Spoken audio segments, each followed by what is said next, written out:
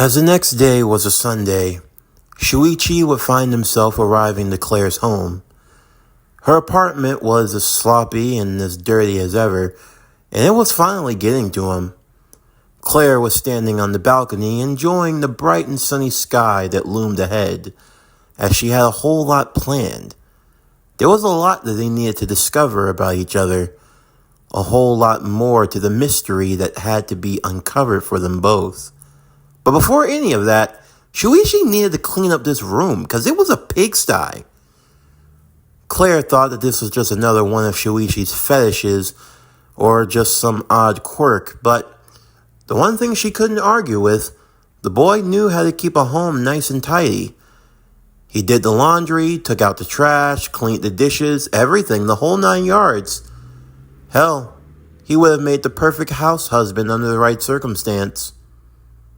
Once Shuichi had finished, it was now time for them to get to business, to figure out what he truly was and what they were going to do going forward.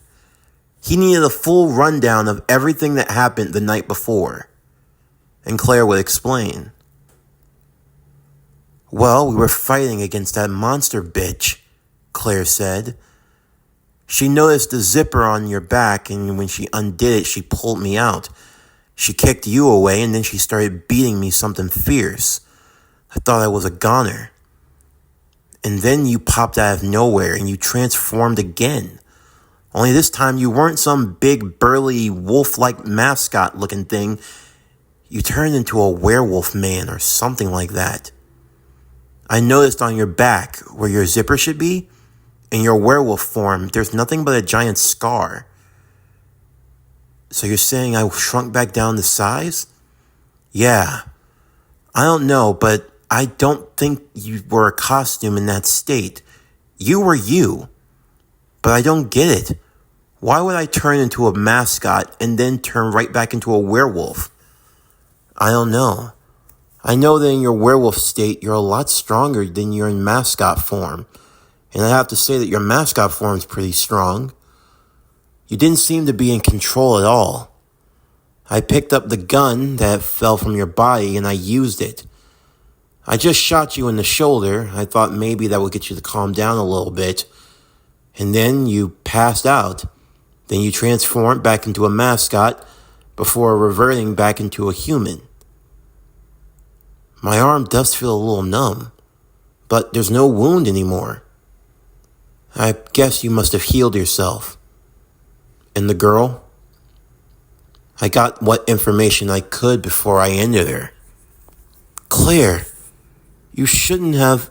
We didn't have a choice. And with all due respect, you had done a real number on her. She was going to die soon anyway. All I did was put her out of her misery. Shuichi's head would hang low at that thought. He had killed her in a sense, or at the very least, his actions were going to lead to her death. All Claire did was give a mercy kill. I didn't mean to, Shuichi. It's okay. No one's blaming you. And if they did, then this blood isn't on your hands alone. It's ours. We did it together. The both of us. What do we do now? I want to know more about you. And like you said, you want to figure out more about yourself. So all fours, doggy boy. As Shuichi would transform into his mascot state, Claire was getting ready to go commando, but Shuichi had to decline that offer. Instead, he suggested using a school swimsuit. It was supposed to get wet anyway. Although Claire thought it would have been much easier just to go the other way around, she had to make him comfortable or play into whatever fetish he desired. As she crawled inside of him once again, that sensation started to come back. It felt like their bodies had truly become one. Every desire, every emotion, everything that they could feel about one another, all of it was interwoven, not being able to tell where she ended and where he began. Even in this state, they could both move the body at will, but Claire found that she had just a little more control. And once all of the goofy antics had come to its natural end, they found that they were indeed stronger together. But there was also that transformation, that unhinged wolf-like state. "Was there a full moon last night?" Shuichi would ask. "Yeah, there was." "What, you think you really are a werewolf?" "I mean, it's a possibility. Although, I really don't like the idea of that." "Why?" "Because if what you said was true, I didn't have any control. And who knows what I've done in that time." "Do you typically go out at night?" "No, I usually stay in." "I doubt you've done anything. I feel like it only happened because you were under the direct vision of the moon. And even then, I don't think you lost yourself too much. But I could have hurt you." "I have faith. I know you wouldn't hurt me, Shuichi." "So what's our next step?" "I want you to smell this." Claire would bring out some old clothes of her sister. "When I'm inside of you, my senses, they go up almost 100 times over. I know you could track her down with this." "Once we find her," Shuichi would ask. "I can smell it. I can smell all of the blood. There are so many people." "Shuichi? She's just... I mean, Claire, this isn't... It's all right. Really, it's fine. You just have to... I'm sorry. I'm sorry what happened to you. It'll be okay. No matter what, we have each other, right?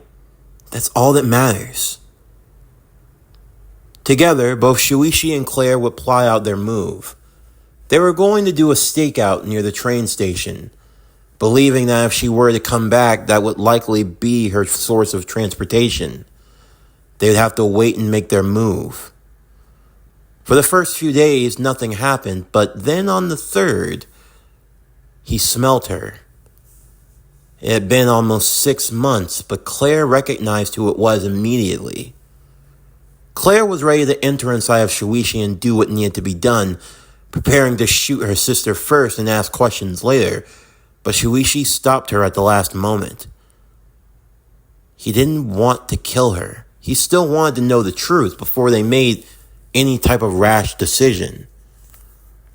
But almost as if she could sense it, Elaine would suddenly appear behind them. She could tell that it was Shuichi, and much to his and even Claire's surprise, Elaine seemed to know who Shuichi was. Of course, for Shuichi, he'd never seen Elaine before, at least not to his knowledge, and Claire could tell, being inside of him based off of his own memories, there was no way that he could know anything about her. But for Elaine, she spoke as if she'd known him her whole life. And it wasn't just Shuichi. She could tell that there was someone inside of him. Instinctively, that kind and warm demeanor shifted into that of anger and vitriol. She turned into some type of smoke, a gaseous-like monster, made entirely of burning ash as she ripped off Shuichi's head. It was only when she stopped at that moment that she realized she had made a mistake. Claire was left exposed and she went to take the shot, but she was stopped as Elaine realized who was here now. Her demeanor then changed once more, first from the loving and concerning Elaine to a more anger and vitriol Elaine, and now a passive and less than empathetic Elaine. She wondered why Claire was here. Why was she with Shuichi? Claire made her intentions very clear to her older sister, that she had come to kill her for what she had done to her parents. But this only left Elaine more confused. Because why would Claire want revenge? After all, It was Claire who had once stated that she wanted her parents dead. Of course, Claire couldn't believe such a thing, but Elaine would make Claire think for a moment. "What exactly do you remember about Mom and Dad?" Elaine would ask. "They were far from perfect people. Our father was a corrupt politician, a liar, a stealer, a man who cheated the system and hurt many of innocent lives in the process. And our mother, she was a lecherous woman who engaged in unsavory affairs with another man. They hurt you, Claire. Don't you remember that? All of the nights that they left us alone? When they made you cry? Don't you remember it? Don't you remember it all? I merely acted out what you always wanted. I'm not the same weak older sister you used to have. I made a difference. You don't have to worry about protecting me anymore. Because now I'm going to protect you. Do you still have that coin I gave you?" Claire would shake her head no, much to Elaine's chagrin. But that was all right.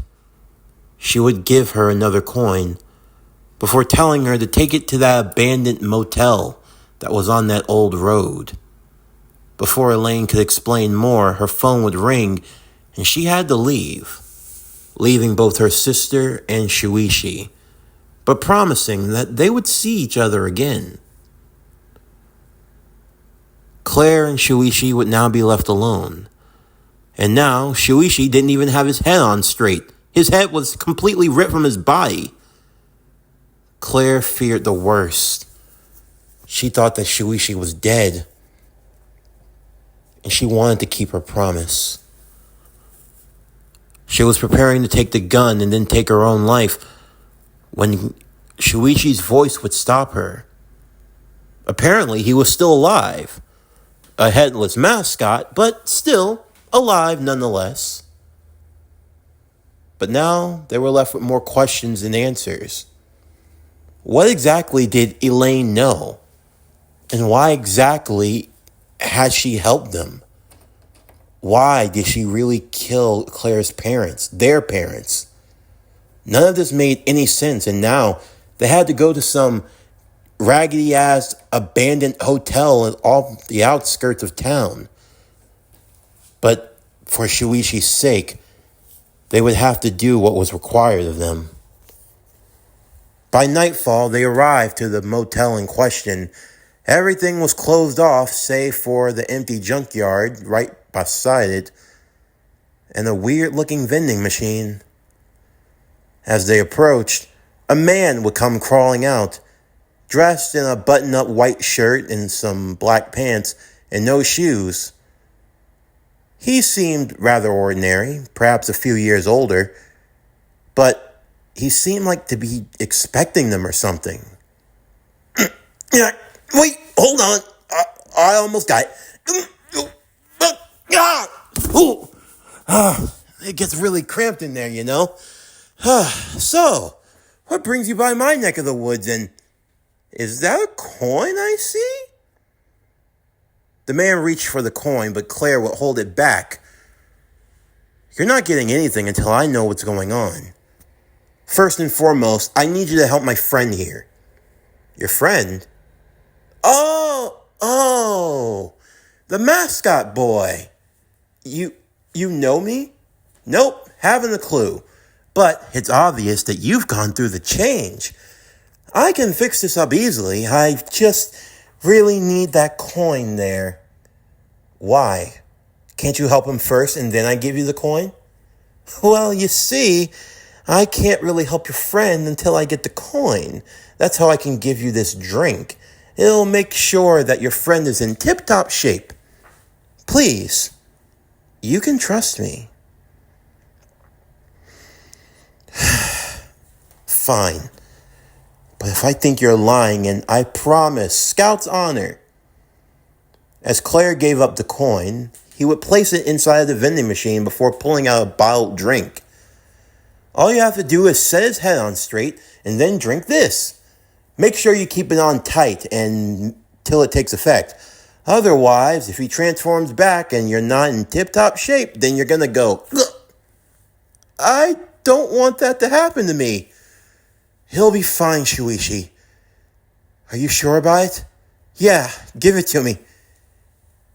After taking down the drink in full and holding his head in place for a while now, eventually everything would fall into place once more. "Well now, I have to say, while it is our first time meeting one another, I am grateful, truly. You have helped me out a ton, and yeah, your gratitude and all that good stuff. We need to know, what the hell are these coins, and why are you looking for them? And why are there monsters going around looking for them too?" "Monsters. Well, you know what they say. Beauty is in the eye of the beholder. Take my form, for example. This isn't what I originally was, but I wanted to blend in more with the human folk. And, being as a human male, it's causing me to feel all sorts of things. I mean, would you mind if I just got to..." "Oh! Don't touch me! This'll work. Ow! My hair! Why did you..." "Because, just a sample, and you can achieve a miracle. Like this." The man would then transform into Claire, only more revealing. "Seriously? You turned into me?"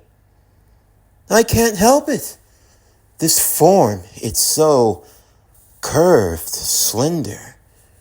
I feel a whole new sensation, and I see why you keep your friend around." Shuichi was embarrassed, but Claire was over it, to say the least. "Could you turn back?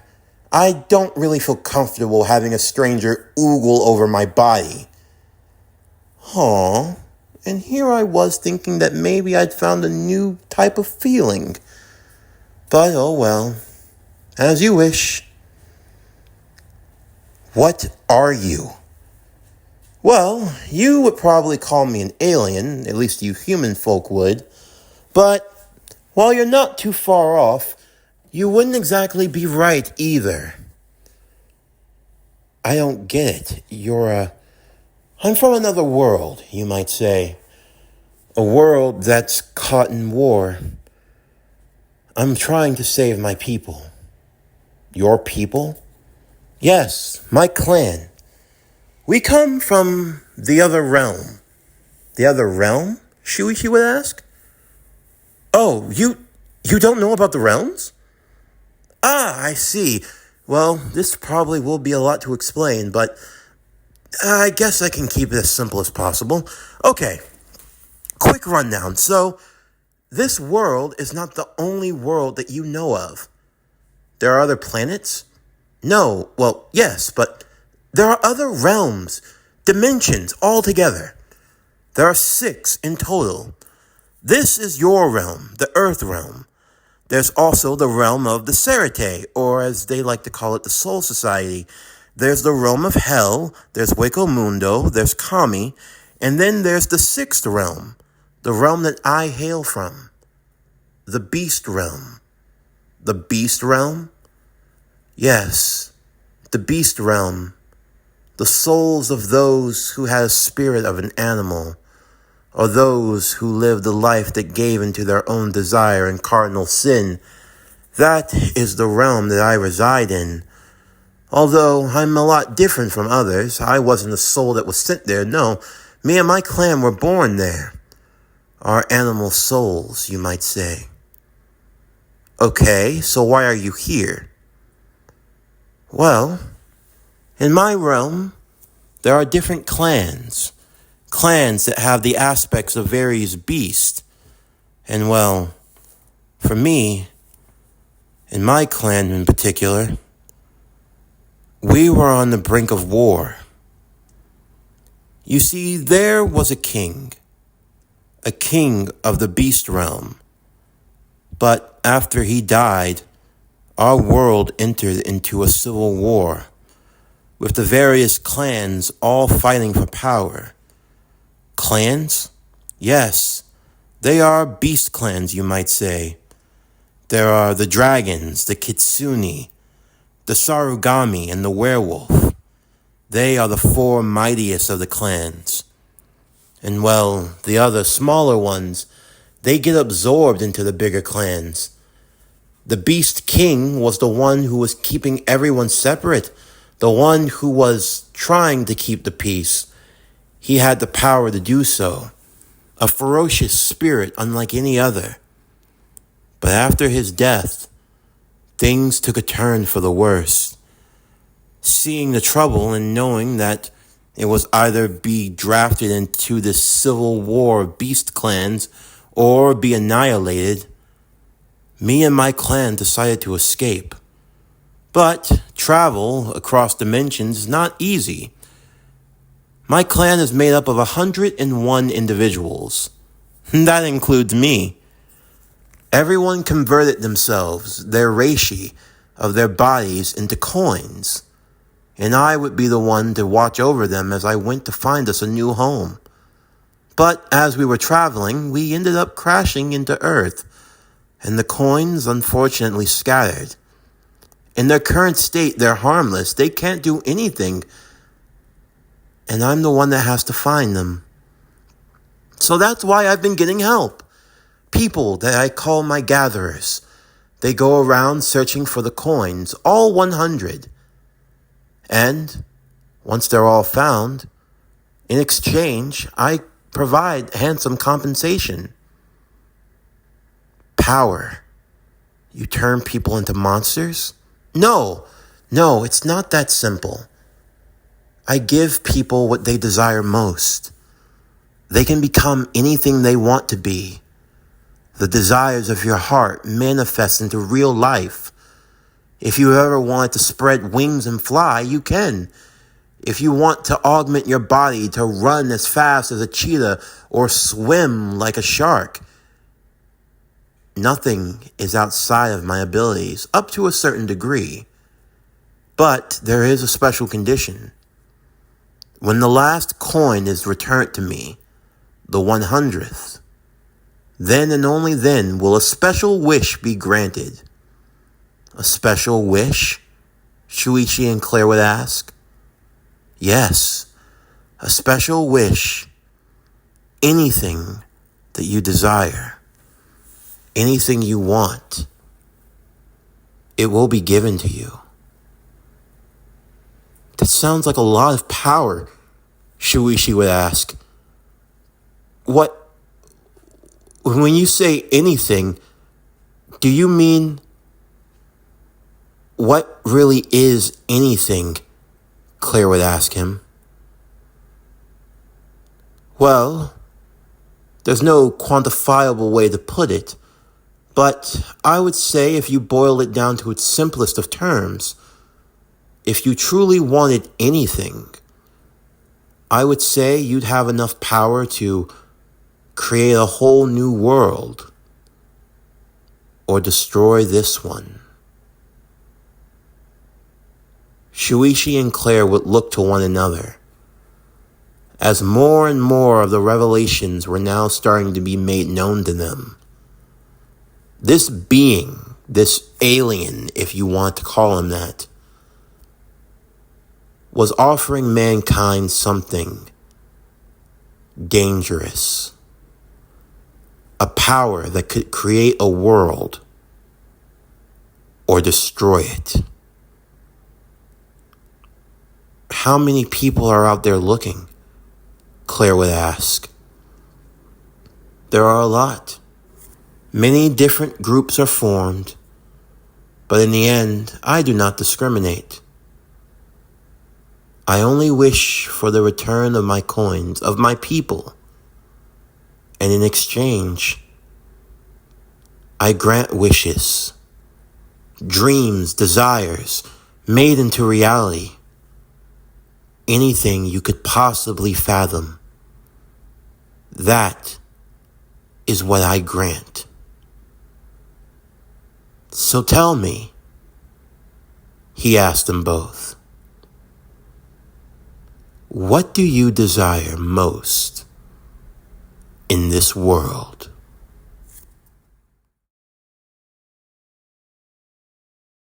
This concludes Gleipnir, Legion of Monsters. What if Shuichi was the werewolf? Season 1, Part 2.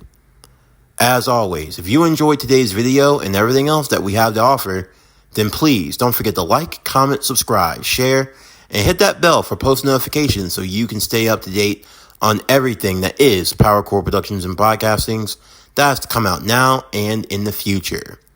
Stay tuned tomorrow evening as we continue with Gleipnir, Legion of Monsters. What if Shuichi was the werewolf? Season 1, Part 3. But anyway, that's going to do it for the end of today's video. I'm Javon Harrington with PowerCore Productions and Podcastings, signing off, and I'll see you next time.